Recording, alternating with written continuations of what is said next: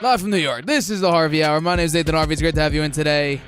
Today's episode of the Harvey Hour. As always, I'm joined alongside my dad, Stephen Harvey. How you doing today on this Tuesday? Very good. Looking forward to getting back into the show after we had technical difficulties that prevented the show last Friday. Looking to get back into it.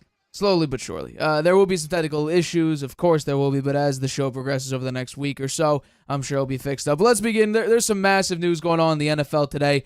Free agency, the tampering window is open. Free agency officially opens tomorrow, so we'll see all the trades that happen officially get processed tomorrow when the new league year opens up. But let's begin with the first set of topics for today's show, the first one of which was sort of expected at this point when the rumors started to come out about this quarterback not being brought back to his former team, and that's indeed Sam Darnold, who signed a pretty big, according to at least Sam Darnold standards, 3-year, $100.5 million contract, $55 million of that guaranteed money. Sam Darnold, 1 year last year, was with the Vikings, 14-3 record, nearly got the 1 seed in the NFC, had a career year, 66% completion percentage, 4,300 yards, was it 35 touchdowns and only 12 interceptions. He had a tremendous year and was in the MVP conversation basically up until Week 18 when those last 2 weeks of the season, the wild card and Week 18, completely plummeted any chance of him getting the MVP. But my question to you is, we're going to talk about this on Friday. Geno went over to the Raiders.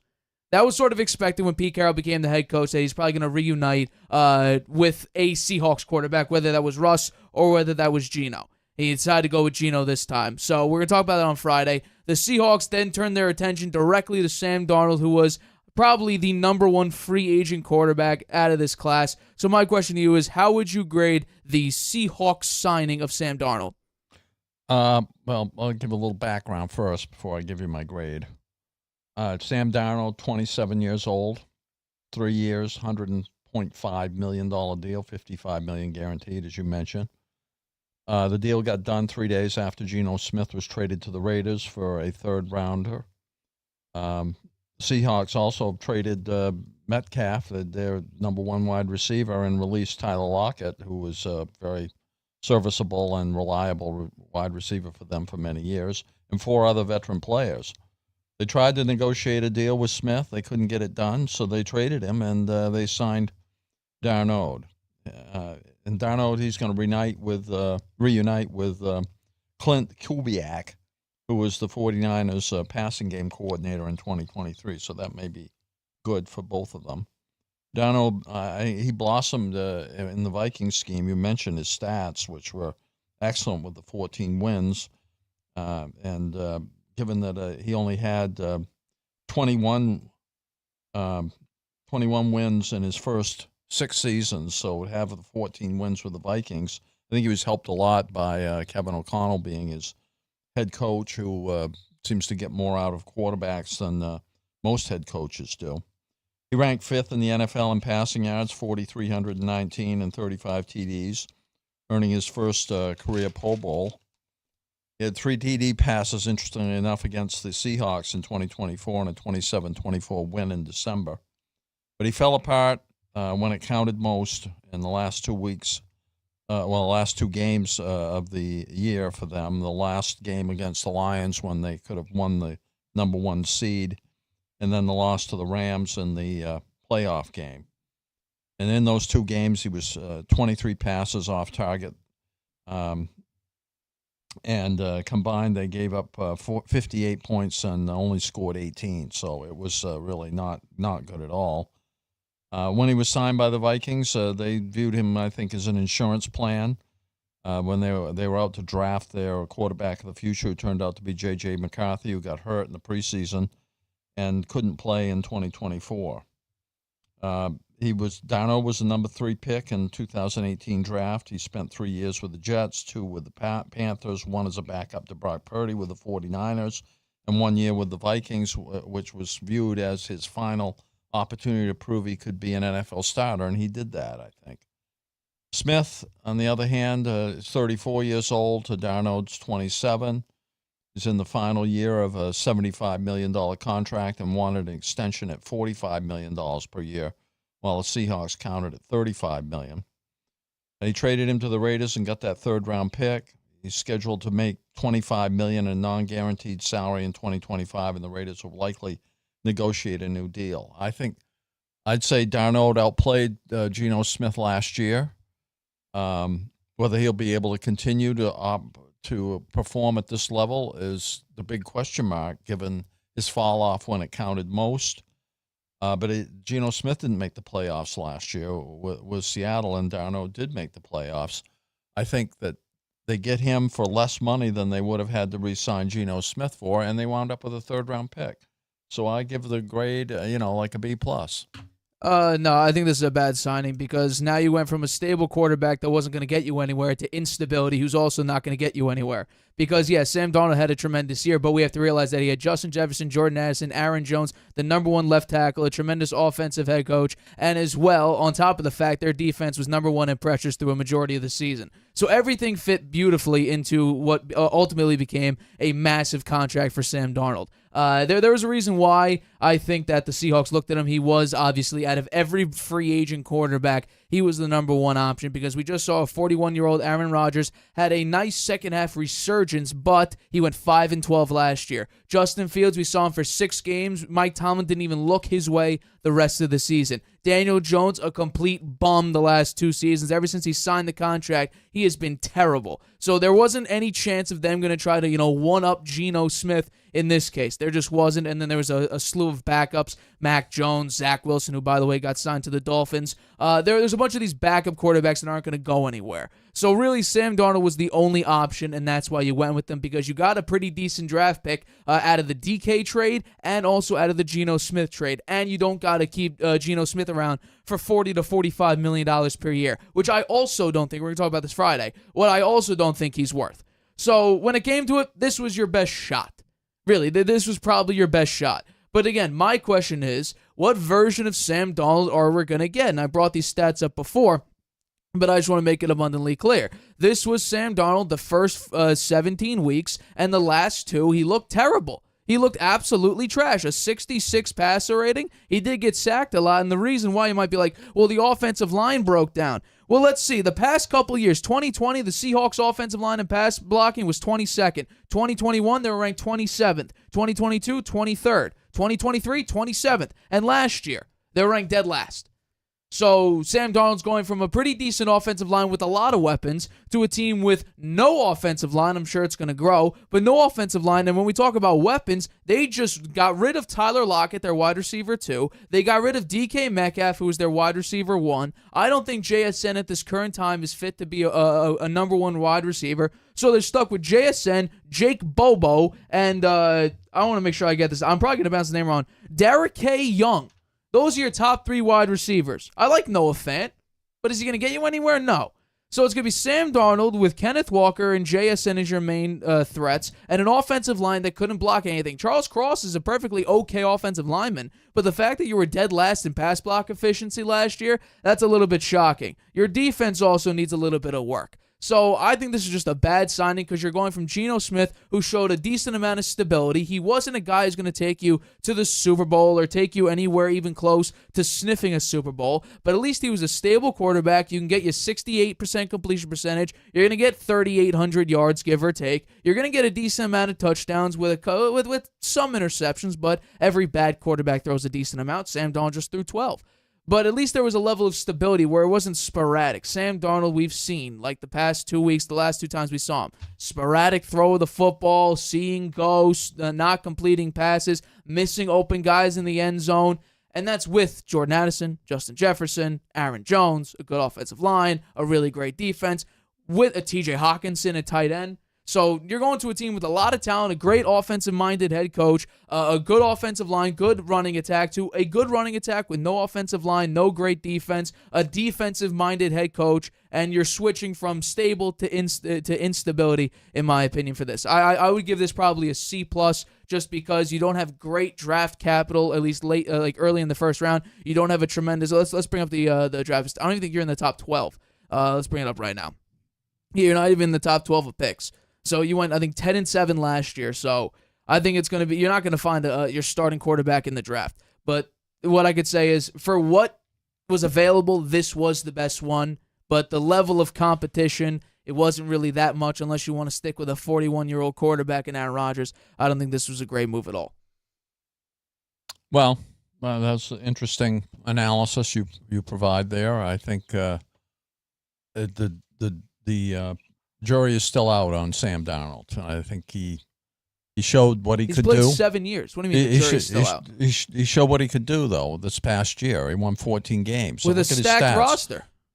Stacked roster helped, and the Seahawks probably aren't done yet. They're going to go out and try to get a wide receiver for sure. I mean, they have some draft picks now with Metcalf with that trade, and they also have the Darnold for the Smith trade gives them a 3rd-round pick. So there'll be some players there they can add, but none of them are Jordan Addison or Justin Jefferson. No, but you don't have a tight end in TJ There are some wide receivers that are free agents that haven't been picked up yet. Amari Cooper is still out there. Amari Cooper had his worst season with the Buffalo Bills. Yeah, but that doesn't mean he'll be his worst. He's still not that old, right? I don't think he's. He's mid-30s, close to being in mid-30s.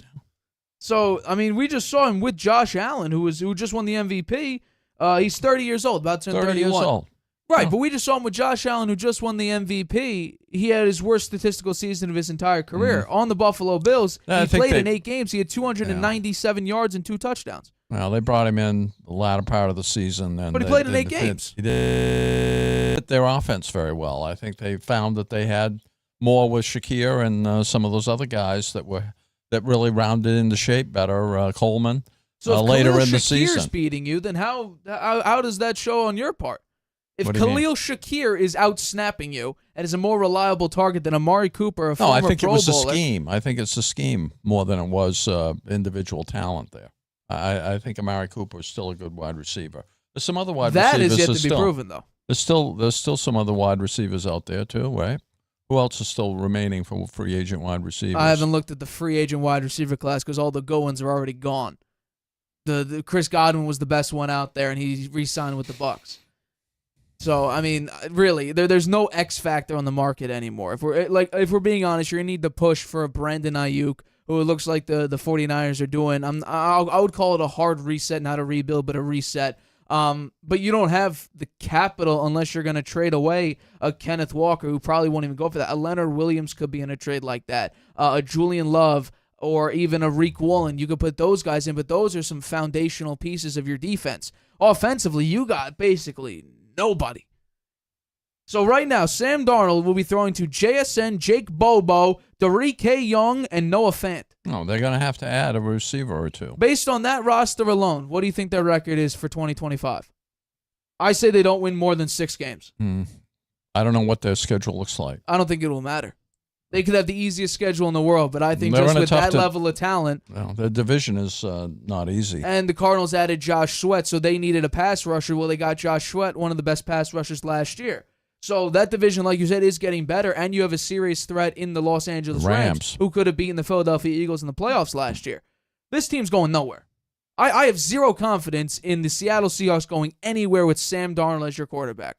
I don't care what he did last year. We can take a look at last year and realize that he had one of the best offensive rosters with one of the best offensive minds in the NFL right now in Kevin O'Connell. And their defense, through a large part of the season, kept them in these types of games. Against the New York Jets, picked off Aaron Rodgers 6 times, one of which got returned for a pick 6. That got the Jets head coach Robert Saleh fired after that game. Mm-hmm. Well, the Seahawks had a pretty good defense last year, right? Did they? Their defense was okay. I thought they played pretty well They down were the average. stretch. They were average. No, but they weren't so good early in the season, but after the bye, they played very well. Well, after the bye, you played Cardinals twice, Jets, the Bears. No, those aren't difficult teams. And even then, the Seahawks lost to the New York Giants with Daniel Jones. Like, how can you do that? You allowed the Giants to put up 29 points against you. This is a team that was going for, historical record. No, they had a winning record last year. They were in it until the last week of the season. Yeah, because you played the Cardinals twice, the Jets, the Bears. Oh, but by the way, they only beat the Bears for a score of 6-3. No, that was a pretty ugly game. 6-3. That was the Thursday night game. That was the day after Christmas. That was an brutal. ugly game. It was brutal. No, this team's going nowhere. I have a Seahawks fan that's a friend of mine. He thinks they're screwed as well. He's not as confident. He's confident in Sam Darnold, but the team is kind of screwed when you get rid of a foundational piece in Tyler Lockett, who's been there forever, DK Metcalf, who is an insane talent for you, and then you're left with Jake Bobo. Well, maybe they will re-sign Tyler Lockett. Not a chance. I mean, he cleared up a lot of cap space, but I don't think you're going to bring him. You might. It wouldn't surprise me if you do, but who knows? Let's get into our next topic here, which I think is pretty crazy, but kind of expected because he was probably going to go to one of these two places, and rumors started to pick up, especially when Aaron Rodgers became a serious option for this other team. But Justin Fields has now become the quarterback of the New York Jets, a 2-year, $40 million contract, $30 million of that guaranteed. He is now, I'm going to bring this up for everybody now, he is the 23rd quarterback since 2013 that the Jets have acquired. Now, I haven't added it to the list, but he would be the 23rd acquisition since 2013 for the New York Jets. And you can look at the names of there. It is a hellhole of trash. That's all it is. Well, a hint of Joe Flacco in there, who had a couple good games in the season. Christian Hackenberg. Ryan Fitzpatrick is the best quarterback on this list. But Luke Falk, Tyrod Taylor, Jordan Travis, who still hasn't played yet. But it's a complete mess. But Justin Fields decided, and there was a report out there that said that he wanted to be the Steelers quarterback if he was ensured the starting position. It doesn't seem like the Steelers are willing to give him that vote of confidence to make him the tried and true starter to be their quarterback of the future. So he decided to go to the New York Jets on a 2-year deal. So here's my question to you. Do you expect Justin Fields to succeed during his time with the New York Jets? Well, again, I'll give some preliminary information, and then I'll give you my answer. 2 years, $40 million, $30 million guaranteed. They can get off him after 1 year, so they're not taking a huge amount of risk. But are they going to win with him? That's a bigger question. The Jets are making wholesale changes this year. They released Aaron Rodgers, 41 years old, and replaced him with 26-year-old Justin Fields, who is still trying to find his way as a complete quarterback, although I thought he played quite well for the Pittsburgh Steelers last year, and I was pretty adamant that they shouldn't have been benched when Russell Wilson was ready to come back. Going from Rodgers, who made his name as a passer, to Fields, who was one of the great running quarterbacks, who averaging 50.2 yards per game in the 4 seasons he's played, behind only Lamar Jackson, who's at about 60 yards per game. He'll be the starter for sure. I mean, Tyrod Taylor is the backup, but when you give somebody a contract like that, he's definitely going to wind up being the starter. He's going to reunite with former Ohio State teammate Garrett Wilson, which I think is a plus for both of them. During the pandemic shortened season in Ohio State, Wilson caught 43 passes, 723 yards, and 6 touchdowns in 8 games. So they did have a connection there. Fields rushed for 1,143 yards in 2022. The threat of a running quarterback, I think, should unlock the entire running game for the Jets, which was 31st in yards last year, which bodes well for Breece Hall, who had 876 yards last year. Tana Ustand is the new OC for the Jets, who came from the Lions with Aaron Glenn. He worked exclusively with Jared Goff, who is a pure passer and has limited mobility. So this might be a shock for him that now he's going to be leading an offense that Justin Fields, who's really the opposite of Jared Goff. The Jets will, I think, look to run the ball more and rely on the defense with defensive-minded head coach Aaron Glenn. We've seen this before, and it hasn't really worked for the Jets. It won't be a wide-open, high-flying attack like the Lions, that's for sure. Glenn said he wants his quarterback to have mental and physical toughness and be a winner. He didn't mention arm strength or accuracy, which have been somewhat of an issue for Justin Fields, who also, as a winner, has won 14 of 44 starts, although he did play well with Pittsburgh. I think the big question here is his arm. Since 2021, Fields ranks 29th in total QBR and 34th in completion percentage over expected. He did show improvement, as I mentioned, in Pittsburgh, and but he has many naysayers who question whether he'll be a long-term answer because of his lack of production from the pocket. I think if it doesn't go well, they'll be off him in a year. And so your question to me is, do you expect Fields to succeed in New York? Unfortunately, I like Justin Fields a lot. I wished he'd signed with the Pittsburgh Steelers. I think they have the coaching staff that prove that they could get a lot out of Justin Fields with Arthur Smith is the offensive coordinator, a very experienced coach who was a head coach in Atlanta for a while, and Mike Tomlin is the head coach of the Steelers, many years of experience. They really they knew what to do with Justin Fields, and they managed his game properly so that he was successful. Will that happen for him with the Jets? You got a brand new head coach, his rookie year as a head coach. You got a brand new OC who's never been an OC before. I think it's going to be hard, and I'll be surprised if Justin Fields is all that successful with the Jets. Oh, I think that, once again, what were you really stuck with? You're not going to bring back Aaron Rodgers. Sam Darnold is not going to come back to you. Geno Smith, while the Seahawks said that he was never on the market, obviously was on the market for the right price because he was asking for an absurd amount of money for his skill set. So the option was, well, what are you left with? Keep Rodgers, but you say you're going to release him. You already said you're moving forward with him, so we can't do that. So the option was really Justin Fields or Russell Wilson, and you didn't even look at Russell Wilson. You only were really looking at Justin Fields or potentially drafting one with the 7th overall pick. I don't mind this whatsoever, but I don't think it necessarily works with the way that the Jets are right now. It's fine because the Jets are going nowhere. They haven't really gone anywhere. The expectations were always very high with the Jets, but I'm going to bring up the graphic one more time because this is absurd that this graphic actually exists, that the Jets have had 22, now 23 key quarterback acquisitions since 2013. You've had 22, now 23 quarterbacks on your roster at some point throughout the last 12 years. And you're probably going to add one more, most likely, sometime soon. So this is absurd, the fact that the Jets are just a turnstile of mid-quarterbacks over and over and over and over again. I think the only issue that I have, really the pressing issue I have, is that Justin Fields doesn't have great touch on the football. The Steelers never really trusted his arm that much, so much so that when he played with the Steelers, those 6 games, he was 31st on early down pass rate and 32nd in rate of yardage due to passes. So they were trying to run the ball. They didn't really believe in his arm that well. And I can understand why. He was one of the lower-graded deep passers in the NFL last year through those 6 games. He did not do very well in the 6 games while throwing the ball down the field. He never really has. We could look at some highlights and see, oh, that was a great pass here and there. But in totality, he wasn't a great, consistent deep ball thrower. This year, it was better.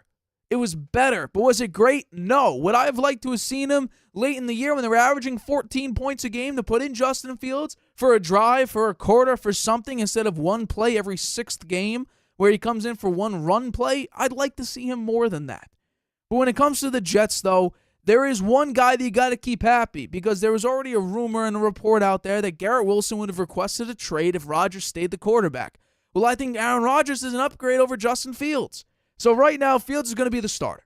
He's going to be the QB1. Now, what will that do for the Jets with a defensive-minded head coach, like you said, a first-time OC, and right now their wide receiver 2 is Xavier Gibson. And you just lost your right tackle in Morgan Moses to the New England Patriots. So the offensive line needs to get better. It wasn't terrible, but they were a projected 7th best offensive line entering the year, ended around the 10th mark. So they were a little bit less than expectations. The defense should have been better. Now you have Aaron Glenn, who made the Detroit Lions defense very, very good. Now it had some very bad moments late in the season when they were so banged up, but I also don't love the Brandon Stevens signing. Because Brandon Stevens for the Baltimore Ravens, if you ever look at Baltimore Ravens tape and you looked at how the hell did a wide receiver get wide open, look at who his man was assigned to, it was probably Brandon Stevens. So I don't love that signing because you lost DJ Reed. I would have preferred you leave that position open, try to draft Will Johnson in the draft because there's like some health issues. I wouldn't worry about that. I would draft him for his sheer talent because he is a cornerback 1 talent-wise. You already have Sauce Gardner who took a little bit of a dip this year, but the defense is stable enough to perform very well. It's just about developing Justin Fields' deep ball, developing his skill set overall. The offensive line needs to be a little bit better production-wise and get another weapon for Justin Fields. I would love to see them on, and go situations or 2nd, 3rd, or 4th and 2. Give it to Braylon Allen. The dude's a tank. Hand the ball off to him instead of Breece Hall, who gets stopped at the line every time. That was another issue. So if somehow Aaron Glenn and this one-time offensive coordinator could somehow mold Justin Fields' game to be a much better pocket passer, then I would say that this is a perfectly fine signing for what the Jets are. But we cannot expect the Jets, we can't have the same expectations that we had when Rodgers first got signed there. Because Rodgers, people are hoping that last year with the Packers was just a facade. That he could be more like the MVP Aaron Rodgers. That turned out not to be the case. He was that 2022 Rodgers. So if Justin Fields could just be more consistent throwing the football, they'll be hovering around the 6-7 win mark, most likely. They're not going to go anywhere. I think that you still need to draft a quarterback at some point over the next 2 years. This is, like you said, this is basically a 1-year deal because if you release them post June 1st, you save $10 million and you only incur $13 million. However, if you trade him post June 1st next year, you save $20 million. And you only have a $3 million dead cap for 2026. Yeah. So I think try to let him perform as best as you can. Find out what your record is. Trade him for a 5th, 6th round pick next year, most likely. So you don't think he's going to be successful? I don't think so because right now the Jets, and this is also tapping into their history. When have the Jets been legitimately good? 2015 with Ryan Fitzpatrick. That's 10 years ago. Yeah. They had the longest active playoff drought in the 4 major sports in America. Yeah. Well, I don't think they go into the playoffs. That's for sure. I do think that if they try to make Justin Fields into a pocket passer, it'll be a failure. I don't think that's the right way to go with him. I think you're in a mode. You should have an offense more like the Ravens. I think where you have a more mobile quarterback and you make things happen on the run, like Lamar Jackson does. I think that's a better scheme, but I don't think the Jets have the coaching staff to make that happen. They bring this guy in who was with the Lions, and Jared Goff is not that. This guy studied under Ben Johnson, who's one of the best OCs, but the offense that the Jets can run here with the talent that they have is nowhere near what the Lions had. So the talent is much less. The scheme has got to be different. You're going to use Justin Fields. I think Justin Fields can be successful in the NFL if they run an offense like the Steelers did for him. He was 4-2. They relied heavily on the defense, and they didn't take that many chances on offense. And maybe he can develop. I should think he'd be able to develop a little bit better passing game for himself. That's practice. I think he could be out there. Garrett Wilson. Those two teaming up, maybe that will be good, but they've got to get another receiver so take a little heat off Garrett Wilson so he's not double-teamed on every play. So I like Justin Fields. I'm sorry that the Steelers didn't have enough confidence in him to sign him and let him start and play the offense that they always said they were going to do the OC that they brought in from Atlanta. I think they got away from that, and I don't think it boded well for them. They've had some success for a while with Russell Wilson, and then they lost a bunch of games at the end of the season, and they didn't look good in the playoff game. Well, of course they did. You're going up against the Baltimore Ravens and got shellacked by them once again. The only game you had, which is when Chris Boswell missed a bunch of, or not Chris Boswell, Justin Tucker missed a bunch of kicks in that game. You won 18-6, but outside of that, no. You got shellacked by them in 28-14 in the wild card game. But we have to realize that if you want to turn Justin Fields into Lamar Jackson, first of all, Justin Fields he has skills similar to Lamar Jackson, but he doesn't have the elusiveness. He doesn't have the twitchiness that Lamar Jackson has.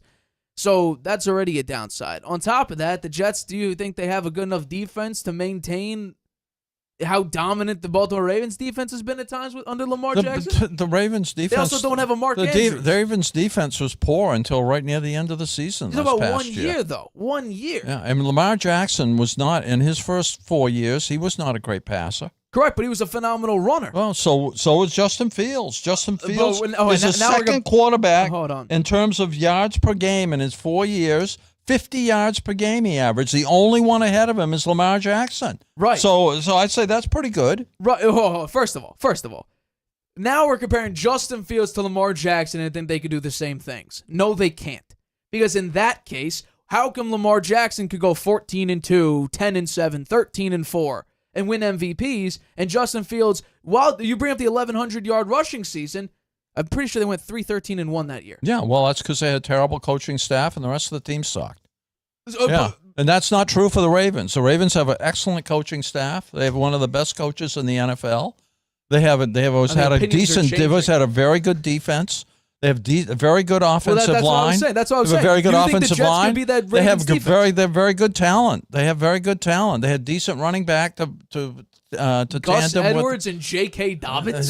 No, but they had decent running even with From Lamar back there. Yeah, right. So that's why the Jets should not play a pocket passer. They should not try to make Justin Fields into a pocket passer.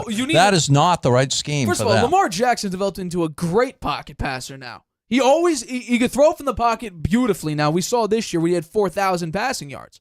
Justin Fields needs to be that, because if you're a runner, what happens when they stop your running?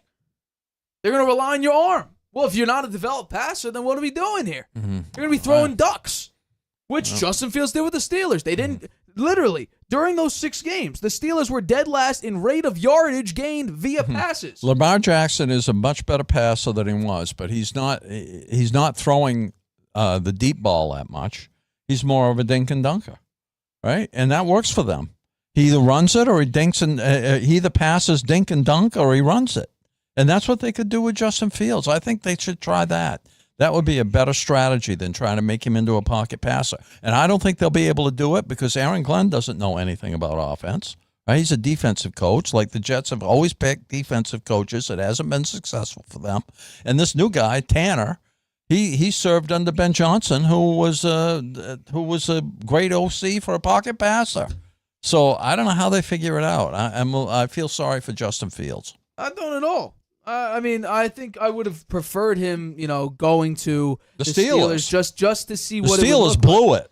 Okay, who's left? Well, Rodgers. Who's left? Aaron Rodgers. Aaron Rodgers is going to go play for the Steelers. With DK or Metcalf, the Giants. George Pickens, and a great defense. As long as he doesn't need to be a great defense. Do you think the Steelers' defense is really that great? They fell apart in the end of the season. They were lousy in the playoffs. You know why? Because the offense because they run out of gas. They run out of gas at the end of the season. They've done it 2 years in a row. Well, you wouldn't need to if your offense didn't average less than 14 points a game. If you were putting up a bunch of pieces, then you could, maybe for a drive or two, let them score. You think Aaron Rodgers is going to be that much better than Russell Wilson was? Yes, absolutely. Really? You think 100. Yes, I am. I don't know. God. What do the QBRs look like for 2024 for Russell Wilson versus Aaron Rodgers? Russell Wilson's QBR is a 51.3, so that's barely above average. Aaron Rodgers was a 48. Right. On the New York Jets. Yeah. Yeah, well, the Jets had Who they had a lot of talent. The Jets had a lot of talent. They had Garrett Wilson. They fired their brought head in coach. Devontae Adams, right? They had two really excellent wide receivers. Fired their they had head Brees coach. Hall. They had Brees Hall, who's an excellent Coming off an injury. No, but he had 876 yards. Right? They had the other guy, the other running back, who was a power back, who they never used, who was pretty good.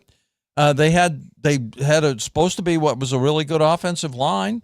They went out and bought, right? The defense was good. So, Aaron Rodgers, he didn't perform as well as Russell Wilson last year. He was coming off an Achilles injury. So Russ was coming off being a bum in Denver. Yeah. He wasn't hurt. So Russell Wilson had, I don't know. But we'll see who we'll see who the Steelers pick. I'd say they're not going to pick Russ. Well, then it's Aaron Rodgers, the only quarterback left. They reportedly gave Justin Fields it's 2 years for $40 million. They reportedly gave him 2 years, $30 million with $20 million guaranteed. They gave him just a $10 million less contract. So they already, based on the report I saw, gave Justin Fields an offer, but they wouldn't confirm they wouldn't stick with him they wouldn't ensure that he was the QB1 moving forward. So they already gave Justin Fields an offer. Now they said that Aaron Rodgers is an option. Which in my mind, that means Russ is gone.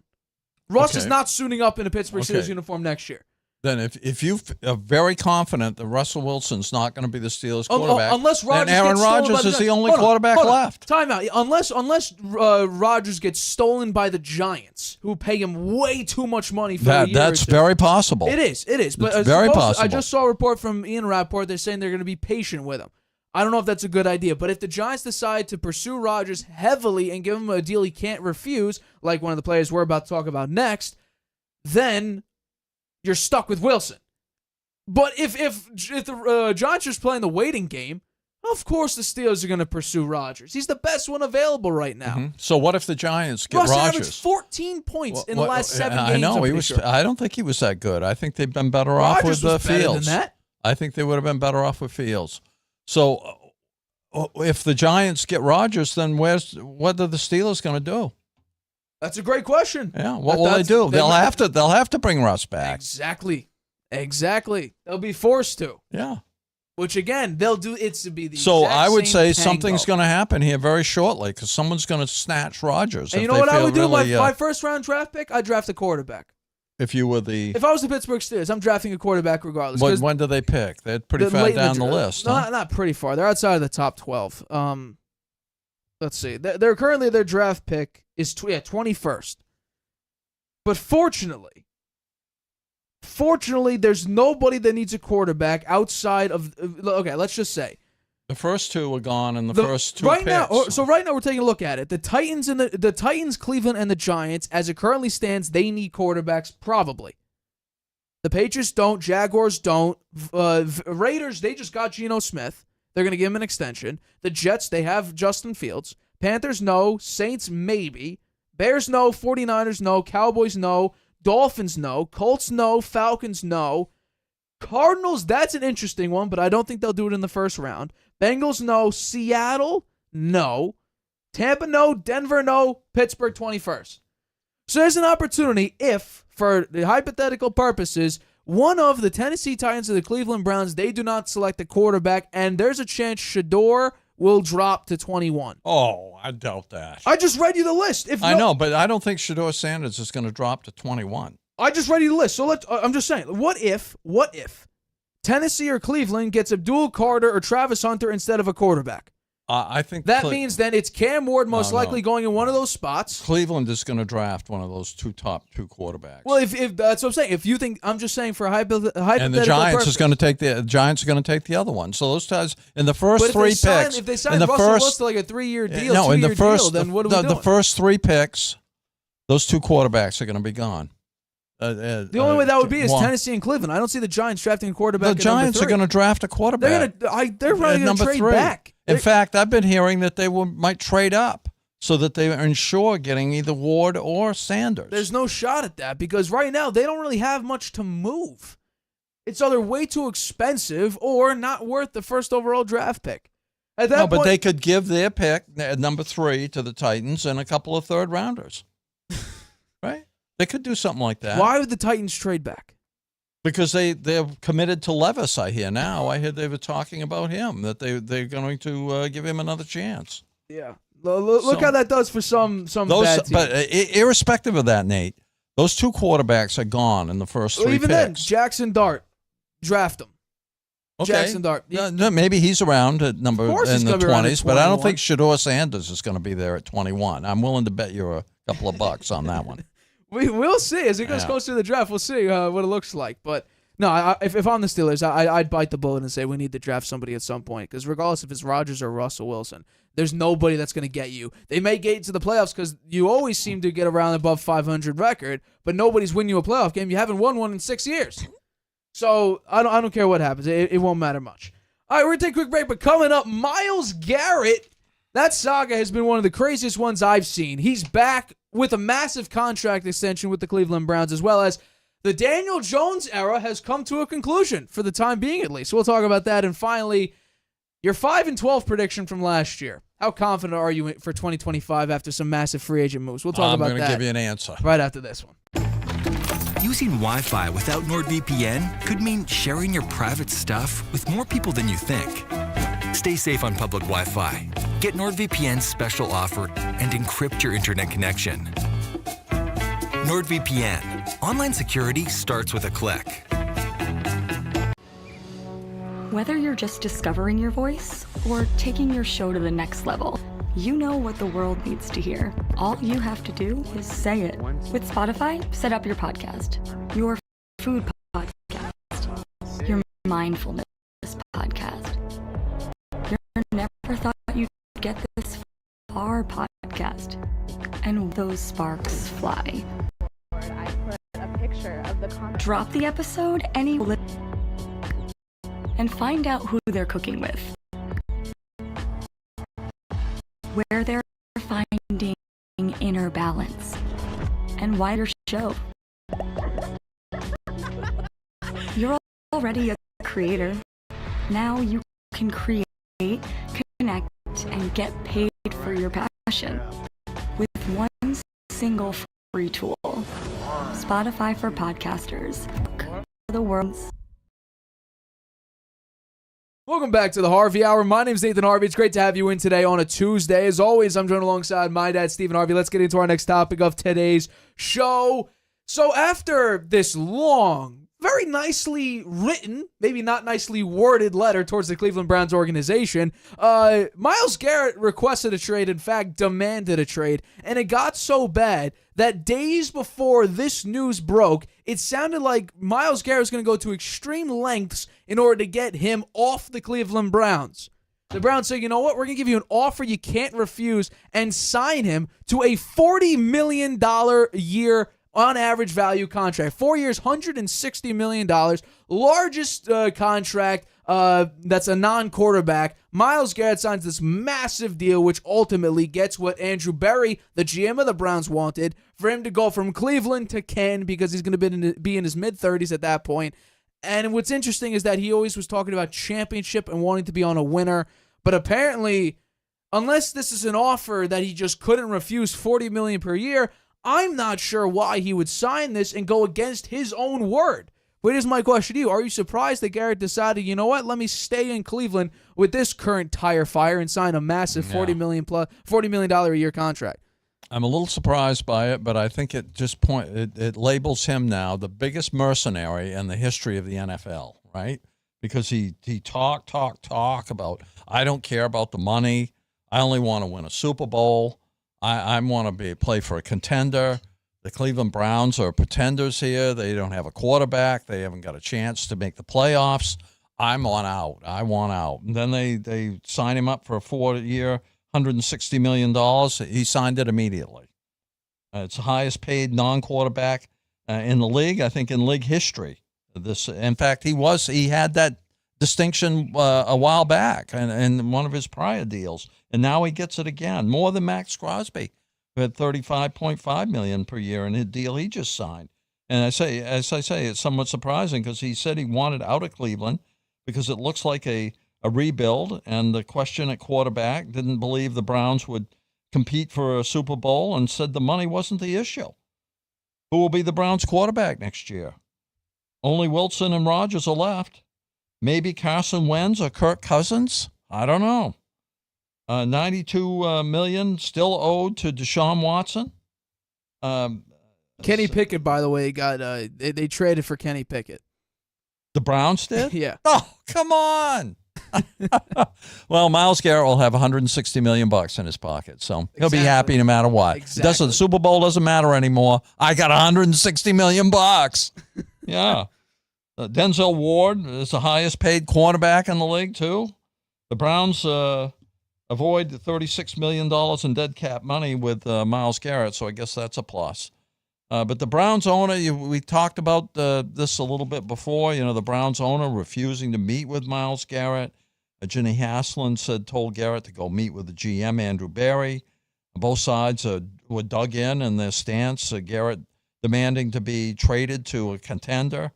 The Browns refusing to trade him.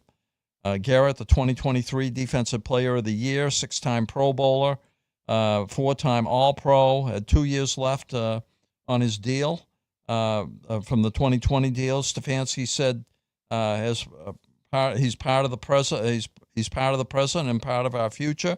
He's also the biggest mercenary in the history of the NFL. In 8 years with the Browns, he made the playoffs twice. They were 3-14 in 2024. He was the second pick in the draft. I think, here's another quote from him. My desire is to win and compete on the biggest stages. Won't allow. I'm not going to be complacent. The goal was never to go from Cleveland to Canton. It has always been to compete and win a Super Bowl. That's all BS. It's total BS, Nate. Yeah, total BS. I completely agree. It's not a great look. And we've talked about players and coaches, Liam Cohen, going back on their own word. And this, I'm not going to, stray away from Myles Garrett, one of the best defenders. I would argue right now, best defender right now, at least interior defender in the NFL currently right now. He does not get exempt from any level of criticism. This had to have been an offer that he just could not refuse.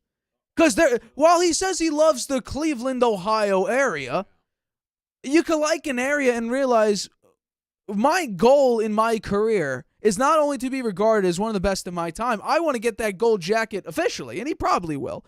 But I want to win. I want to lift a Lombardi trophy, something the Browns have no familiarity with.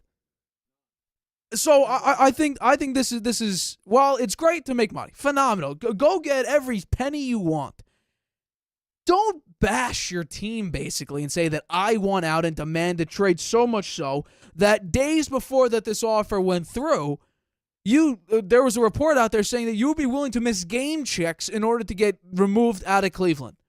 And that's what I was going to come here on Friday and say. If we didn't have technical difficulties, I would have said, hey, Myles Garrett, stick to your word, iron fist it, and just say, you know what?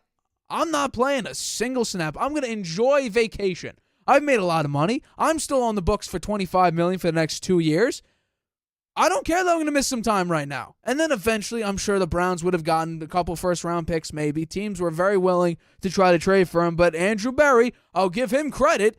He shut every single door, lock and key, and threw the key away. That's exactly what he did, and he ended up actually winning this big debate by keeping Myles Garrett there for 4 years, $160 million, $123.5, I believe, million of that guaranteed to Myles Garrett. So he got his money. That's great. My issue is, you said you wanted to go to a contender. The Browns ain't going to be contending. Right now, they don't have a quarterback. You got Kenny Pickett and Bailey Zappi. And currently, Deshaun Watson, he already had a setback with his Achilles.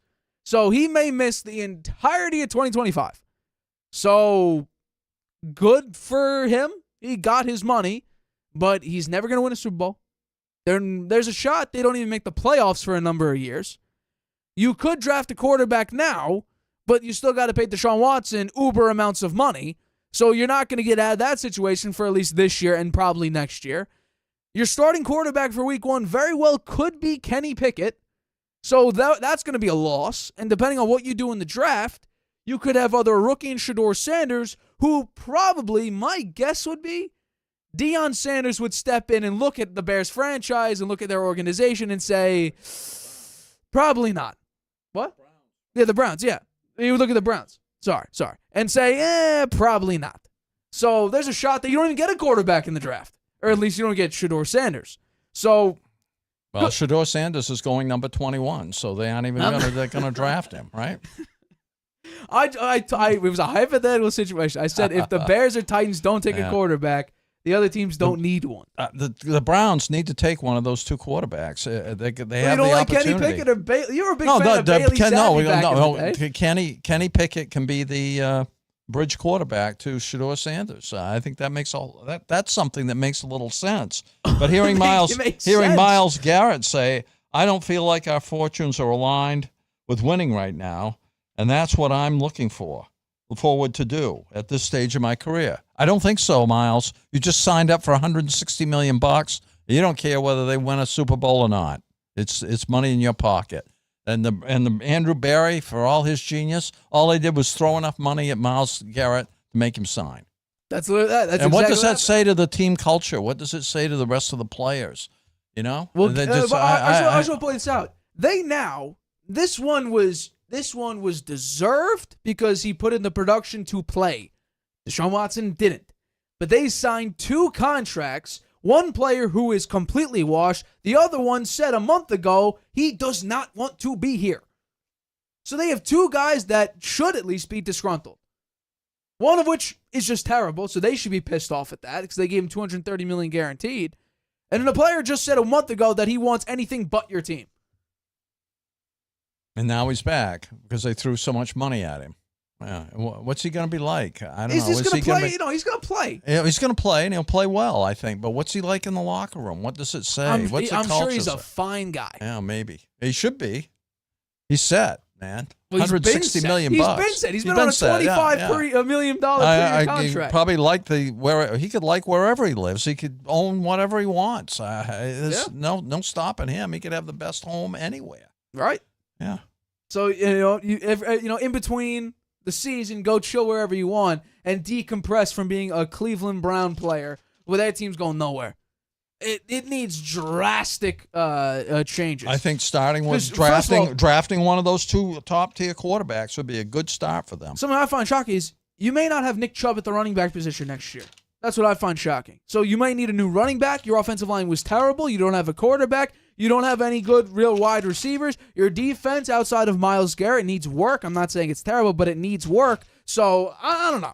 The Browns are going nowhere. They may make some games interesting, but with Deshaun Watson, your quarterback for at least the next season, if he comes back in 2026, I mean, what are you going to do? You're stuck with either a rookie quarterback or Kenny Pickett / Bailey Zappi. And you were a big fan of Bailey Zappi back when he was with the Patriots. He was your argument against Mac Jones. Yeah, well, at that point in time, it made sense. At that point in time, it made some sense. All right, let's get to our next topic here. So I'm glad I got this one right. I said that this could have been a very interesting one, and I think the Colts should have done this. But now where's Daniel Jones going to go? Chris Ballard, the GM of the Colts, says, we're going to bring in competition. Well, it looks like Daniel Jones is the competition because Daniel Jones did get signed today on a 1-year, could get up to $17 million contract with the Indianapolis Colts, formerly with the Giants, then got released, picked up by the Vikings, stayed on their practice squad for the entire year. He hasn't seen NFL action in a decent amount of time, and now he'll be in an open quarterback competition with the former 4th overall pick in Anthony Richardson, who had an okay year record-wise, but production-wise, he did have the most yards per completion, but he also had the lowest completion percentage since 2000. So take with that what you will. My question to you is, who do you think will come out on top when it's all said and done? We've had this discussion. Now this is our third time talking about Richardson in this case. But now we actually have some structure here. Before it was all speculation. Now we have some structure. Anthony Richardson versus Daniel Jones. Battle of the mid to bad quarterbacks to see who comes out on top and who will be raising their hand as the victor whenever they decide to do it. My guess would be, hopefully, just for the sake of the Colts, before training camp, who comes out on top, Richardson or Jones? Well, I think the Colts actually accomplished their goal to give Richardson some competition. I mean, and they did it for not too much money either. Daniel Jones, 1 year, $14 million. That's not so bad, actually. Ballard had said it's good for the team and it's good for the Anthony. Competitor may come from we thought from a trade, free agency, or through the draft. It came from free agency with Daniel Jones. They only had Jason Bean was their only other quarterback under contract. They said it's got to be the right guy to create the real competition. I think Daniel Jones will create real competition for Anthony Richardson. And I think it's better competition than you'd get from someone like Aaron Rodgers. You'd feel like you're obligated to start him because of his long, successful career. Or Russell Wilson. I think that same kind of setup here with Daniel Jones. I think Richardson, there will be, I think, a close competition. Steichen, the head coach, said the competition is good for everybody. He's looking for more consistency from Richardson.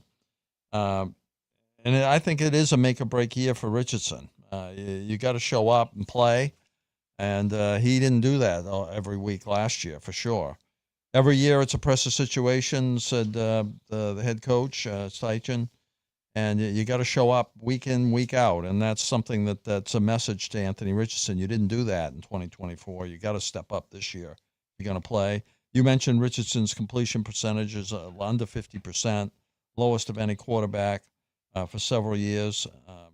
Only played 4 games his rookie year. He was benched in 2024 for Flacco for a while, but then came back late in the year. Actually played a little better then. He's been in training, and now he's healthy. He was hurt. He's always hurt. It's because he takes too many risks out there, like being a running back. They need a quarterback clarity and improvement over the 2 tough seasons. It's becoming more urgent now, and they're running out of patience with him. As Ballard said, we drafted him high, knowing it would take time. We knew there would be hiccups, but they're running out of patience now. I think Jones had his chance to return to the Vikings, but now he becomes a challenger to Richardson for the starting job in 2025. I'm sure he thinks he can beat out Richardson. Richardson's agent said he will not seek a trade, and he'll be ready to roll. Jones was 2-8 with the Giants before being released and picked up by the Vikings practice squad after he requested his release. He was the number 6 pick in the 2019 draft. He started 69 games in the NFL over 6 seasons, so he's a veteran. He threw more than 15 TDs only once, 24 in his rookie season. His best season was 2022, taking the Giants to the playoffs, beating the Vikings. In that season, he was 3,205 yards, 15 TDs, and 5 interceptions. He's got in his career 14,582 yards, 70 TDs, 40 interceptions in his 6 seasons. I think one thing that's a little intriguing here, Nate, is that he's going to a team that has an elite running back. And the successful season with the Giants, even though he ran the ball quite a bit in that season, and he is capable of running the ball. In that season with Saquon Barkley, they went to the playoffs. So they have Jonathan Taylor. He's an elite back. So maybe there's something there that could click, and maybe Jones will beat him out. But I think I really don't know the answer here on this one. I think it's close. I think Richardson probably is he's got more athletic ability, and he's maybe has a brighter future, but he's played so poorly in his and I had said several times that his last year was really his rookie year because he only played 4 games in the prior year. So they're running out of patience. Daniel Jones looks good in preseason. I think there's a chance he could be under center in the first game of the season. Well, I'll say this. First off, reportedly, the Vikings tried. They tried to keep Daniel Jones. Yeah. And instead, it sounds like Daniel Jones thought it'd be easier to keep a starting job by beating out Anthony Richardson than going up against a rookie who the Vikings drafted at the number 9 spot last year. So I can understand why you would feel that way. I have been a very heavy critic on Daniel Jones over the years, and I've had Giants fans come at me for not putting him on top 10 lists, saying that, he's much better than what I'm giving him credit for, trying to commend his 15 passing touchdown season. 15 passing touchdowns would have been well below average. But you know what? I'm going to defend him now. And I have defended him the last time we talked about this, I believe last Tuesday, when we talked about the situation of Chris Ballard bringing in competition for Anthony Richardson. So I'm sure some people will grasp onto some of these numbers, but I'm here to break out the facts. I'm the stats guy of the show, and really in life, I love statistics.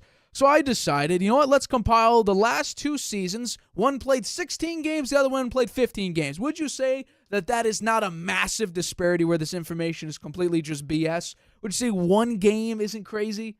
Okay, beautiful. So let's break into it now.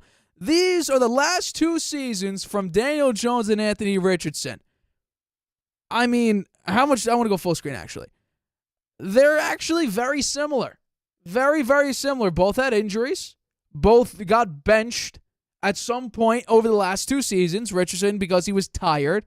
But if you look here, obviously Daniel Jones has a significantly worse record, but he has a much higher completion percentage, more total yards per game, a worse touchdown to turnover ratio, although he had fewer fumbles, a significantly better bad throw percentage. Richardson, would you believe, had 70 bad throws this season, and the last 2 seasons combined for Daniel Jones, he had 61. So, like I've always said, and a passer rating which was about 10 points higher.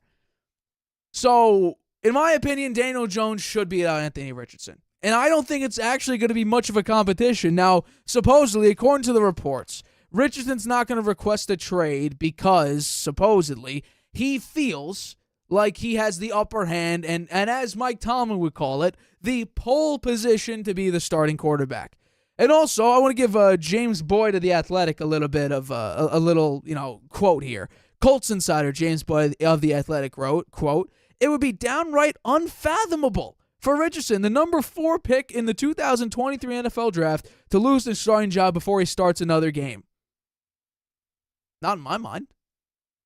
Actually, I think it's going to be actually pretty easy for Daniel Jones to beat him in the starting job because as long as he completes his passes, he already has a significant advantage over Anthony Richardson. And on top of that, he plays the exact opposite of Anthony Richardson. Richardson plays Madden. 1-play touchdowns, massive deep balls. Alec Pierce led the league in yards per completion because he was the deep ball guy. Daniel Jones, I nicknamed him Danny Dink and Dunk. He's the opposite of that, where he dinks and dunks and just tries to move the football.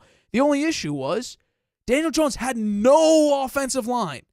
He played up until week 10. But from week 7 to week 10, and actually from week 7 to the rest of the season, once Andrew Thomas went down, the Giants had the worst pass-blocking offensive line in the NFL. So, and the Colts have a decent offensive line. They have a pretty good offensive line. Now, I think they lost a couple pieces, but if they can build that up again, they should have a pretty good offensive line. They still have Quentin Nelson, who's a tremendous offensive guard. But you have Michael Pittman, you have Alec Pierce, you have Josh Downs, and you have A.D. Mitchell. Those are 4 receivers with a lot of talent. Josh Downs put up 800 yards. Michael Pittman, as long as he stays healthy, is a very good receiver.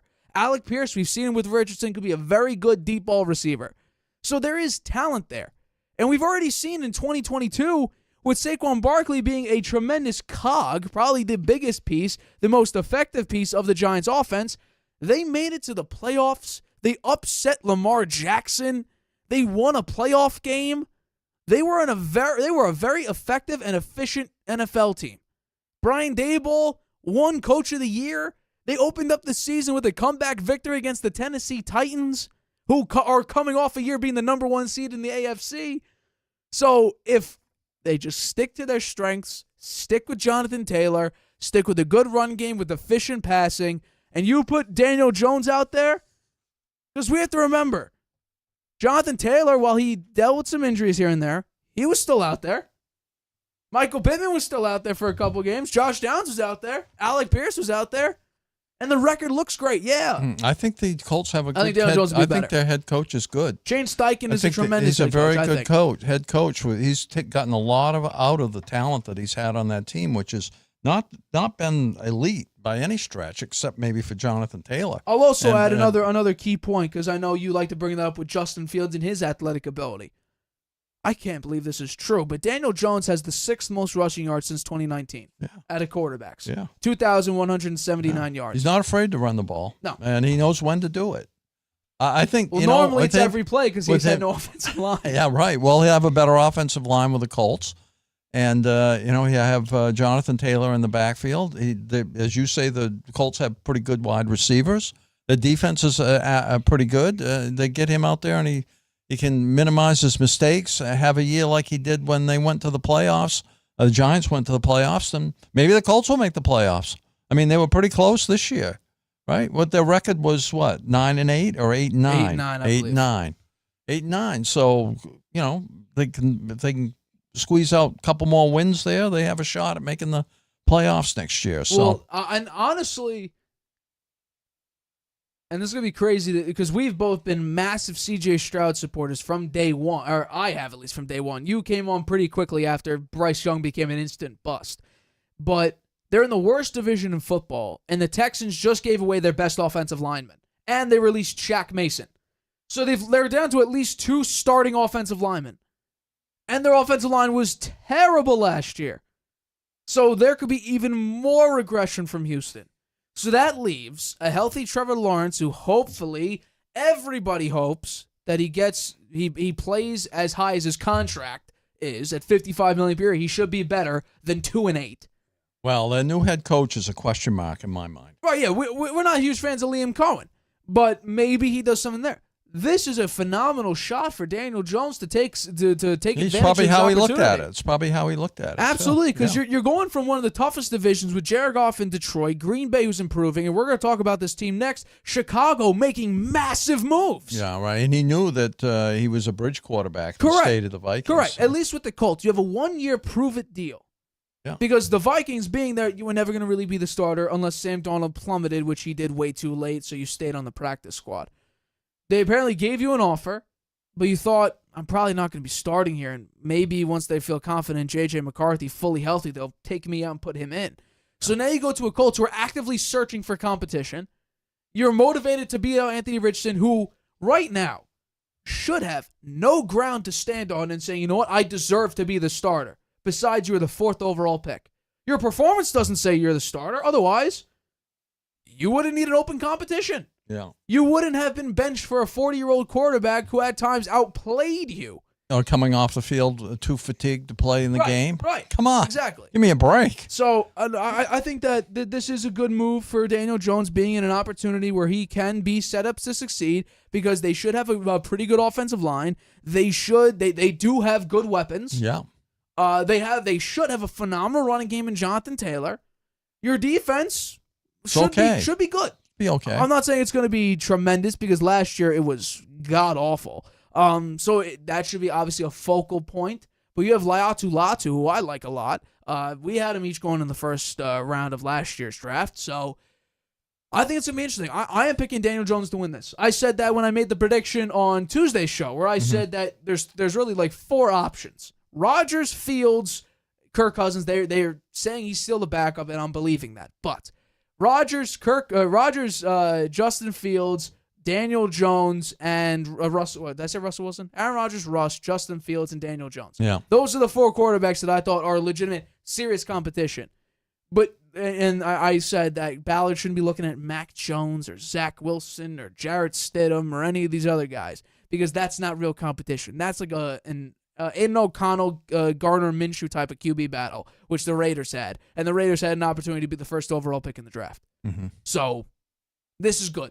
Yeah. They're both not great quarterbacks. No, yeah. We both agree Daniel Jones will be under center in game 1. I'm a little bit surprised that you're saying that. No, I did say that. You've been a big Richardson defender because of his lack of sample size. I think he was a rookie quarterback last year, and he did have some bright signs there, but not enough. Not enough. And the fact you come off the game saying you're too tired to play, that's not a good look at all. I agree. So, maybe he sits and watches one more year. Why not? Why not? I mean, or at least for some games, maybe not the whole year, depending on how Daniel Jones plays. That's right. Because let's spread the numbers one more time. He went 3-13 in the last 2 years. He played 16 games. Is he going to wear number 13 again? He had number 13 for the. Well, that was his number on the Vikings. That's not a good sign. He wore with 8 with Giants. So who knows what his number will be? But let's get into this final one. So this was our massive viral clip on social media, on TikTok. You predicted that the Chicago Bears would go 5-12, and people ripped on you for months because we made this prediction, I believe, in May. So we had several months, and then after about week 6, you started to be unbelievably correct. And you honestly would have been more optimistic if the Packers didn't choke very late in the year. So you had an opportunity to even be more optimistic than what people gave you credit for. But now, Ben Johnson comes in and decides, you know what? I'm going to take over, and I'm going to sign 3 offensive linemen, 2 guards. Jonah Jackson I'm going to trade for. Going to trade for Joe Thuney. Going to also sign Drew Dahlman from the Falcons last year in free agency. And on top of that, you added 2 very good interior defenders so far in free agency. So you're bolstering your team in massive weaknesses. So my question to you is, you talked about 5-12 last year. Do you have more, less, or about the same level of confidence in the Chicago Bears entering 2025? Well, they're out there buying a team, and sometimes that works and sometimes it doesn't. Sometimes the chemistry is a mess when you do this and you bring in these free agents and it doesn't pan out, and sometimes it does. Well, they're going the route of buying the team here. They have a lot of cap space and they're using it. And their offensive line, Joe Thuney, that's a nice pickup. Jonah Jackson, a little bit of a question mark, only played 4 games last year. Drew Dahlman, that's a good pickup. And Jonah Jackson, when he didn't play well because I think he was playing out of position on the Rams. They'll probably put him back at his natural position, and maybe he'll play better. So maybe that works out. And they don't want Caleb Williams running for his life on every play, and that's kind of what happened last year with almost 70 sacks. That was a joke. Their offensive line was a sieve. So their offensive line should be better. They're making moves to improve the O-line. They did it. So they got Thuney for a 2026 4th-round pick. That's a steal. Jonah Jackson for the Rams, a 2025 5th-round pick. That maybe I'm not so sure about that one. The Bears not waiting for free agency, making these 2 trades to improve their O-line. Thuney, 32 years old, will help reduce the 68 sacks that Caleb Williams suffered in 2024. All these guys on the offensive line are going to make that line better because it was terrible last year. The Chiefs are a worse team, I think, without Thuney, but that's a topic for a different discussion. You look at the money that the Bears have spent here. They got Jonah Jackson, that's $17.5 million, $8.5 million guaranteed. They're taking up the final 2 years of the contract he had. They got him for a 5th-round pick. Ben Johnson knows him because he was with the Lions for 4 years as an All-Pro before he went to the Rams. Thuney, $16 million 1 year for a 4th-round pick. Dahmer, 3 years, $42 million, $28 million guaranteed. We didn't even talk about the defense. You mentioned the 2 interior linemen. Grady Jarrett, 3 years, $43.5 million. This next guy, Odig. I can't pronounce his last name. He's got 3 years, $48 million. The cap space, they started with $80 million. They're down to $37.8 million already, and the free agency hasn't officially even opened. So, they're buying the team. Do I think they'll be better? I think they'll be marginally better. They were 5-12 last year, but I don't think they're going to have I still don't think they're going to have a winning record. And they're not going to make the playoffs in 2025, even with this Really? what looks like a massive improvement. And I'll tell you why. Let me go down through the another list. Bears hot take. Let me go for let me go down through their schedule, which is very challenging. Right? They open with the Lions. I don't think they'll win that game. Then they play the Packers. I don't think they'll win that game. Then they're playing the Vikings. I think they will win that game because the Vikings are going to be in kind of a reset with the quarterback situation, and they're probably going with J.J. McCarthy. The Cowboys, I think they could win that game too because the Cowboys' new head coach. We're 2-2 a lot of questions there. I think they'll beat the Giants. They have a winning record. Yeah, and I think they'll beat the Browns. Right, 4-2. That's crazy. Yeah, and then I think they'll lose to the Steelers.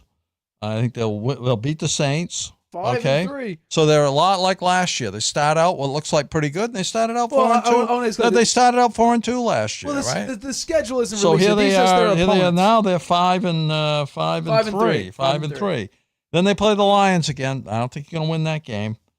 And then they play the Packers. I think with the improvement in their team, they'll play better in the division this year. They played terrible in the division last year, so I think they'll play a little better. I think they will beat the Packers. 6-4. Yeah, but I think the Vikings will beat them in the second round because McCarthy will have his legs under him by then. They aren't going to beat the Eagles, right? They're not going to beat the Commanders. They're not going to beat the Ravens. They're not going to beat the Bengals, and they're not going to beat the 49ers. They will beat the Raiders in the last game of the season, so they're 7-10. 7-10. 7-10. Wow. First of all, pronunciation, Dio Odangbo. Okay, thank you. Yeah. I would never have gotten that right.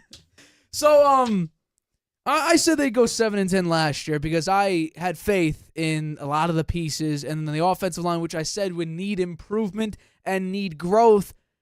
I apparently underestimated that because they needed a lot of growth and a lot of improvement. And that's exactly what they got. They got Jonah Jackson, who during his time with the Detroit Lions was a Pro Bowler. He was a phenomenal player. You got Joe Thuney, who's been the best offensive guard for a number of seasons now, so much so he moved to left tackle and was pretty good. Not great, but pretty good. He was playing out of position. You decided to get Drew Dahlman from the Falcons, who was one of the highest-rated centers in the NFL last year and was probably the biggest he was the number one center in free agency this year. So you've covered your entire interior offensive line, which was a massive issue because you had holes every which way. So, and I think that will, not only will that obviously help with pass blocking, that will also help with Caleb Williams' allowed pressures of himself. Because if we take a look at it, he was actually one of the highest quarterbacks. When you say allowed pressures, basically he generated the pressure himself. He was one of the guys. He also gave himself the most pressures for himself. I want to make sure I get this number correct for everybody out there. He gave himself 38 pressures just because of him. QB allowed pressures. So the offensive line obviously needed improvement, and that's exactly what they did, so very good for them. The defensive line, you want to shore that up? I have no problem. Grady Jarrett, the Falcons released him. You picked him up for a decent number. I don't mind that at all. You shore up your defense along with Odangbo. Perfectly fine with all of that.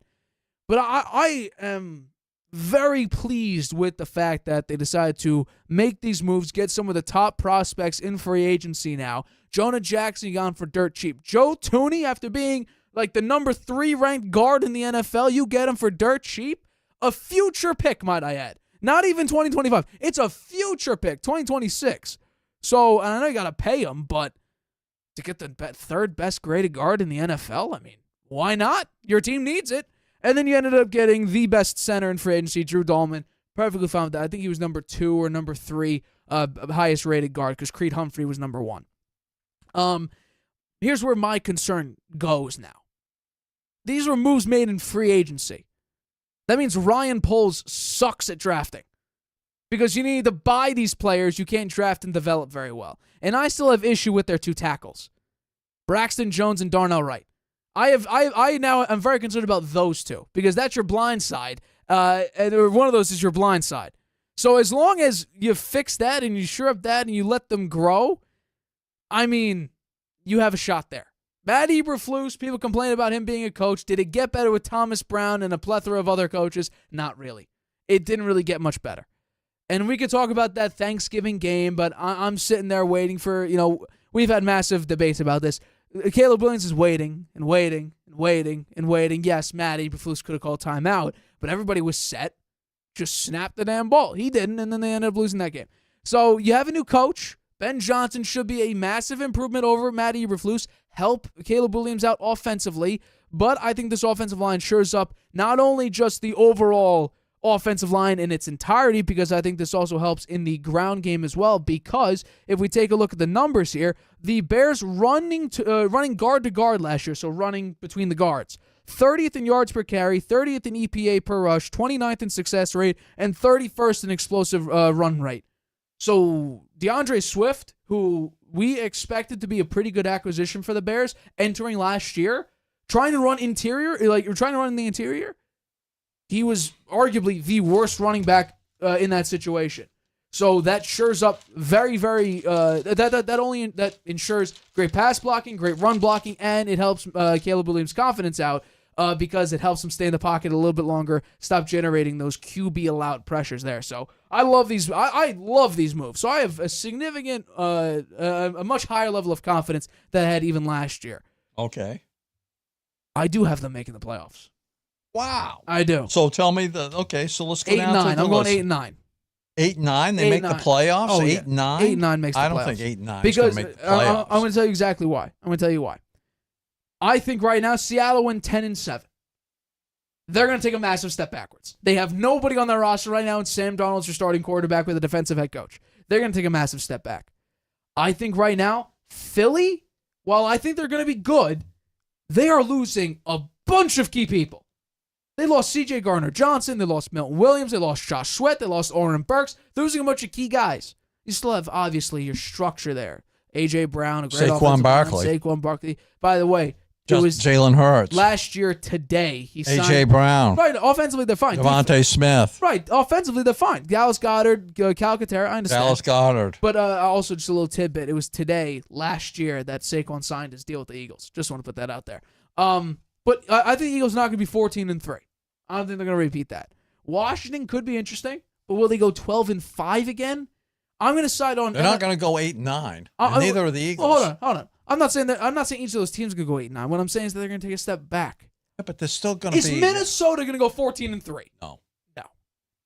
Are the Packers going to go 11-6? Maybe. They missed a chance to get Devontae Adams. I think that there is an opening because now we're seeing mid teams rise a little bit and good teams crashing. Because Minnesota's not going to go 14-3. There's a shot they win 7 games. And that's honestly shouldn't be surprising to a lot of people. So I think that there's a shot. Is it a definite, foregone conclusion? No. I think that with these pieces and with the high confidence level and with competency at your head coaching position, you get the turnstiles moving, you get the cogs turning, the conveyor belt moving. Okay, so 8-9. 8-9. So what game do you have them winning that I didn't? Okay, well let me go. Think they beat the Lions? I once? think they do split with the Lions. Split with the Lions. Okay, that So would give one them win, 8. one loss. That would give them 8-9. Well, let me go through it because maybe You think they beat the Vikings once? I do. Okay, Cowboys. You think they win? Yes. Giants, Yes. Browns, Yes. Steelers. No, I had I'm gonna say no. lose the defense. Saints. Yep. Lions. already had them Again, splitting. split. Packers. I think they. Yeah, I think. So I the think reason, they the will. way they're getting their wins from 5-8 to 8-9, they're splitting instead of losing every game against their rivals in their division. They're splitting with every team. That's how they get the 8. Yeah. I think there's a shot because think about this. Even with Matt Eberflus, they were that close to beating the Lions on Thanksgiving. Like I want to make sure that everybody understands it. With Matt Eberflus, who nobody likes, they were literally stupid miscommunication. One more question away. for you. Then. Yeah, go for it. You have a lot of confidence in Ben Johnson as a head coach. Of course I do. Well, he's never been a head coach before. But he led a Lions team that had no hope for several years and were the biggest disappointments in the NFL for several years to being one of the most beloved franchises currently in the NFL. You know what? It took that group of coaches quite a while to get the Lions to the elite level. When you go from Aaron Glenn garbage was there when they were Super Bowl contender, but they were pretty bad. in 3 years. They were pretty bad for several years with that coaching team. Well, no, hold on. They had one bad year when they went 3-13. I think it was 3-13-1 with Dan Campbell. You don't think that could happen to the Bears in the first year with Ben Johnson? The Bears before that were trash. They were always trash. They made the wild card a couple here and there, but they never won a playoff game for several years. They never led their division for, 30 years? Yeah, they're in a very tough division again next year. Correct, they are. They absolutely. have a very difficult schedule. But we also have to look at the Lions. They're losing basically their entire coaching staff. And they're hiring from within, trying to keep that same culture. But they still have their head coach. They still have their culture guy. Right, Dan Campbell's their culture guy, so he's going to need to will them even more. And will Jared Goff still have a tremendously effective year they did last year? Will Jahmyr Gibbs and David Montgomery have the two tandem of Sonic and Knuckles? Will they still have that? Will Sam Laporta have another good year? Will Amon-Ra St. Brown be a top receiver again? There's a bunch of question marks, and that you can say that for every team. But the fact that the Lions went 15-2, and then in the first level of playoff action, they got whooped badly, really badly to the Washington Commanders. It was embarrassing to a rookie quarterback. I think that's to an inferior team. I think that part of that was the injuries on defense caught up. Very well could be. And the question is, what's saying that won't happen again? Well, They're going to be healthier, I would think, than they were last year. I hope they are. I picked them in the Super Bowl last year. Insane number of injuries. 22 guys on IR at one time. Yeah. And It they was ridiculous. still managed to get the 1 seed. Correct. So Correct. the head coach has a lot to do with their success. Absolutely. And their I'm saying there's a culture. shot. I'm saying it's one win more than you, so it's not like I'm going crazy. Yeah. The only asterisk I have is 7 seed. That's the only difference. That's the only. Major I don't see difference. them making with a losing record. Do you I don't think the that, Seahawks would go 10? I didn't. I didn't see the Seahawks go. No, but did I any didn't see team? I didn't see the 49ers When was the last being the team? worst When was the division last? in the NFC When was the West. last time a team made the playoffs with an 8-9 record? Hasn't been. It's happened, but not recently. I think generally it's going to be winning records to make the playoffs. I don't think it's going to be a losing record making the playoffs, particularly in that division. Well, I mean, okay, how about this? If it were the I mean, you can have AFC every team. how could I forget? Tom Brady's last year, NFC South, they went 8-9. They lost to the Cowboys, got blown out by the Cowboys. Yeah. That was the last year that it happened. And that same year, Jacksonville made it with a 9-8 record. So it's not. It's I could see and 9 also and 8, the but I Dolphins don't made see with a 8 9-9. I don't see 8 and 9. well, maybe, but I'm saying there's a shot because you now have rebuilt your offensive line. You still have DJ Moore. You still have Roma Dunze. Caleb Williams is still a generational talent. Hate that word, but generational talent. DeAndre Swift's still in the backfield. The defense is better. Defense should still be. You have Grady Jarrett, and you have Dio. I'm going to screw this name up. Odaibo. So there's pieces there. It's just about, again, performance. We've seen the 49ers. You have the pieces, but Who's lack their of performance. defensive coordinator this year? I would need to look at that. I'm not sure off the top of my head. I think the question mark is Ben Johnson. Is he going to be a good head coach? Nobody knows. He's a rookie. Oh, Dennis Allen. How the hell could I forget? All right. Dennis Allen. Yeah. He was. Don't know if I like the that one Saints. either. Don't know if I like that. Yeah. I don't see them. I don't see them making the playoffs or having a winning record. 7-10. That's what I'm predicting. That was my prediction last year. I was maybe the draft. We'll see who they get in the draft. But I don't know. Did they have a good pick? What they have a top 10 pick. I think we have it here. They have the 10th pick. 10th pick. So there's a shot. Who do you think they'll go? Offensive lineman, probably. No. If I had to take a wild guess, I'm probably way wrong. I'd have to go best available, or if T-Mac won't be out there, I may go T-Mac. Because you're probably not going to bring back Keenan Allen. He's open to returning, but I would say T-Mac might be a very good option. I believe he's Arizona State if he's still receiver. there.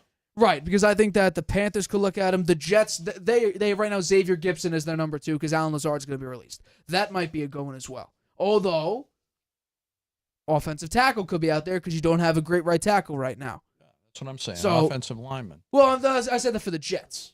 I'm saying that for the Jets. I'm saying for the Bears because they still have 2 of their carryover offensive linemen. Honestly, worst line because the Raiders and now that could be injuries. So and they Raiders want don't to need a protect quarterback. their number 1 goal is to protect Caleb Williams.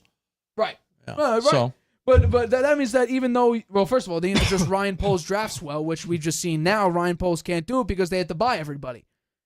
So I don't have faith in your GM now because if you can't draft and develop guys, what does that say about how you do it in the future? Ryan Poles right now, I think, is on even a very short leash now. you would think that they would get a good player at number 10, even if the best available probably is the best choice. I think that's probably what they're going to do. But it really depends because there's several avenues a number of these teams could do. Because, for instance, Jacksonville, your defense was garbage. Are you going to draft Will Johnson? Are you going to go Mason Graham from Michigan? There's a bunch of these guys that you could draft. So the Patriots, what are they going to do? Are they going to go defense, although they just picked up a bunch of defenders? You're going to go Travis Hunter if he's available. Or are you going to trade back? There's a bunch of pieces that could be moved. There's a bunch of draft picks that could be selected based on the 9 picks ahead of you. Although 2 quarterbacks. Maybe with what the Patriots have done in free agency, they trade down. Maybe they pick up more if picks. Travis Hunter's available and you trade down, Yeah, well, I swear that'd be a Bill Belichick move. That would absolutely be a Bill Belichick No, move. but Travis Hunter can play defense. So then Belichick would make him a cornerback, and that would piss him off. 100%. He wants to be that two-way player. He's not going to be able to play 70 snaps on either end, but who knows? 8-9 makes the playoffs. A lot of 7-10 optimism. doesn't make it. It's been maybe people will respect you a little bit more after that 5 and 12 pick. I was right. You were right. I was astonished. I'm not gonna lie. I was Why shocked. were you astonished? Because you was at 5 and 12 for a team that just got the number one. That's because I knew draft their pick. coaching staff stunk, and I think their offensive line was porous, and they brought in a lot of pieces that hadn't played together. There was no chemistry. So, and the defensive coordinator was a revolving door, I think, right? They switched that up a couple times. So, yeah, I didn't think they would do well, and I was right for once. I want to talk about this. Wasn't on the top board, and this broke. DeAndre Hopkins over to the Baltimore Ravens. He signs a 1-year, $6 million deal. Let's bring up the toolbox now. So DeAndre Hopkins, 1 year, $6 million, goes from the Chiefs now over into the Baltimore Ravens. The Ravens seemingly have never gotten wide receiver exactly correct, although I think, and I've said this from the beginning, I think that Zay Flowers is a very good receiver. You don't like him for that one dive over the end zone against the Chiefs. No, but that was a mistake. But I like him as a receiver. Okay, fair enough. So you got DeAndre Hopkins, you have Zay Flowers, you still have a decent amount of receivers in totality. Mark Andrews, who knows what the hell is going to happen with him? And he's going to stay on the roster, but the level of trust that John Harbaugh and Lamar Jackson are going to have after the debacle in the playoff game. So we'll get your reaction. And is this a shifter in how good the Ravens could be next season? I think picking up Hopkins was a good deal for $6 million. I think that makes a lot of sense. I think he can be a very serviceable receiver, particularly with Zay Flowers out there. I think that's a good pickup for them. And I'm wondering about the Chiefs now. I mean, they lost Joe Thuney, right? Travis Kelce, the clock's ticking on him. He has to give him a decision very soon. No, he's coming back. Oh, he is? Yeah, he's coming back. That was known. Yeah, he's 35 years old, so I'm not so sure about him. Right, the level of production. The wide receiver core all banged up. Rashid Rice, is he going to be back? Yeah, he's going to be back. Yeah. How good is he going to be? He's coming back from a knee injury, right? So I don't know about the Chiefs. I'm wondering about them. I think that they've peaked. I don't know. Saying that with Patrick Mahomes as their quarterback, that's interesting. But Patrick Mahomes didn't have that great a season last year, and he was terrible in the playoffs. Right.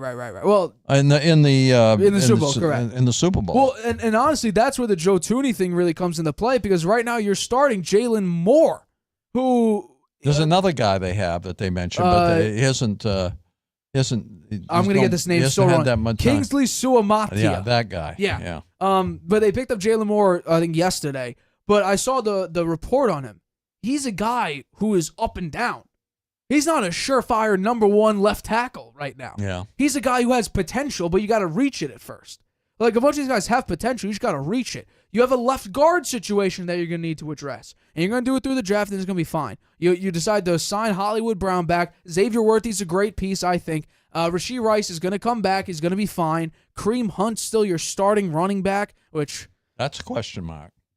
He played decently well. Yeah, but, he's a journeyman. Taylor still... I still have I have a quarrel with Juwan Taylor, because you just got to look... Just stare at Juwan Taylor. Just look at how he moves before the ball is snapped. It's basically every single play. It's blatantly obvious. So there's that. But defensively, you lost Cook. Not Cook. Oh my God. Yeah. You lost. I believe you lost Cook. You lost one of your defensive backs. Oh, I'm an idiot. Justin Reed. You lost him today. Yeah. That's a big loss piece. I mean, with Mahomes has to play better. If the Chargers... They're putting more pressure on Mahomes. More pressure, not less. Yeah. If the Chargers... And this is going to... And I'm telling you, this is going to be impossible because of one situation. You have Greg Roman as your offensive coordinator. If you can't run the football, the offense becomes static. It does not move. And I showed the numbers, and I'm sure for a number of times throughout the offseason and into next season when we start making predictions and top 10 lists and whatnot, I'll bring it back. Greg Roman-led offenses are bottom 5 when they rush for under 100 rushing yards. And I think it's a 38 win percentage when they run for less than 100 yards. And passing offenses, they're like bottom 3. In every single Greg Roman offense, they're bottom 3. So Justin Herbert is not going to be the key focal point of the Chargers offense with Greg Roman being the offensive coordinator. And you have a guy who we all think is an A-, B+ quarterback. Yet he won't even be anywhere near there with Greg Roman as his OC. So in that case, I don't know if the Chargers will be able to replicate last year, and I don't think the Broncos can replicate last year. I don't think the Raiders are going anywhere still. I don't. You still need a key playmaker. But when it comes to the Ravens, the Steelers, we don't even know what their quarterback is yet. So that's a question mark, and it's going to be a rinse and repeat process anywhere. They're going to be very dominant early. That's when they're going to get most of their wins. And then once they hit a wall, because it's not going to be if, it's going to be a when they hit a wall, that's when they'll fall off a cliff. And depending on if it's Russ or if it's Rodgers or whoever else, I still think Rodgers would be a little bit better than Russ, but we'll leave that for another debate. Wow, that's a little bit of a surprise, man. I don't think so. So critical of Aaron Rodgers for so many shows. Well, yeah, because he's not clutch. He's not clutch whatsoever. I mean, you've been brutal on Aaron Rodgers. We both have. He plays for the New York Jets, and he sucks. I know. I guess if better you're than looking Russ. at a comparison He's with better than Russ Wilson, then maybe maybe you're right. I'm not keeping him near the top 10. He's bottom 10 in my opinion. Or he's below average. I'm not gonna say bottom 10, but no, I think this move is good. Does it flip the needle one way or the other? No. I think honestly it might move it a little bit towards being a little bit better, but it's still going to be a heavy run team. You still got Derrick Henry in the backfield. Lamar Jackson's going to run again. I think Lamar is going to be in the MVP conversation, and I think going into next year, he will be the favorite to win the MVP because he just had a 5,000 total yard season, basically. Yeah. So I think there is a shot, but I don't think this moves the needle from being missing the playoffs to playoff contender to Super Bowl winner. I think this goes from being you're gonna probably win your division, you're gonna make the playoffs, and probably win a playoff game. Because we've never seen Lamar Jackson go from MVP to Super Bowl. It's always been MVP to conference championship. That's been his barrier. And he hasn't played well in a lot of playoff games. So, who knows? All right. Wasn't that bad of a show coming back. It'll be different. We'll get the solo screens up again. We'll get the solo graphic screens up again. But yeah, for this episode of The Harvey Hour, my name's Nathan Harvey. That's my dad, Stephen Harvey. We have been your hosts of The Harvey Hour. You can catch us Friday. We got even more free agent news to cover. And by then, I was hoping we'd get the Aaron Rodgers news today. But that hasn't come through yet. And for all we know, once free agency starts up tomorrow, we'll get it. So it'll be bad luck on our part. But Friday, we'll break down Geno Smith. We'll talk about DK Metcalf. We'll talk about all the other free agency news. But for this episode, my name's Nate. That's my dad, Stephen Harvey. We'll catch you Friday, 6:30 p.m. Eastern, right here on YouTube. Good night, Grandpa. Using Wi-Fi without NordVPN could mean sharing your private stuff with more people than you think. Stay safe on public Wi-Fi. Get NordVPN's special offer and encrypt your internet connection. NordVPN